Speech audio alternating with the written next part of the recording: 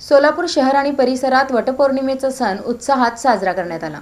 हिंदू धर्मात वटपौर्णिमा सणाचा विशेष महत्त्व आहे। सुवासिनी मोठ्या उत्साहाने हा सण साजरा करतात। ज्येष्ठ महिन्यात येणारी पौर्णिमा ही वटपौर्णिमा म्हणून साजरी केली जाते। आपल्या पतीला उत्तम आयुष्य व आरोग्य लाभण्यासाठी सुवासिनी व्रतवैकल्य करतात। या दिवशी वटवृक्षाची अर्थात वडाच्या झाडाची पूजा करून सुवासिनी महिला आपल्या पतीला आरोग्य संपन्न दीर्घ आयुष्य लाभू दे असे साकडे घालतात। तसेच घरात धनधान्य व भरभराटी होऊ दे यासाठीही प्रार्थना केली जाते। सोलापूर शहर आणि परिसरात वटपौर्णिमेचा सण मोठ्या उत्साहात साजरा करण्यात आला। शहरातील वडाच्या झाडाभोवती महिला फेर धरताना दिसून आल्या। हाच पती जन्मोजन्मी मिळू दे यासाठी प्रार्थना केली। त्यानंतर महिलांनी एकमेकांना वाण दिले। साज शृंगार करून आलेल्या महिलांनी BR न्यूजशी बोलताना सणाविषयी माहिती दिली।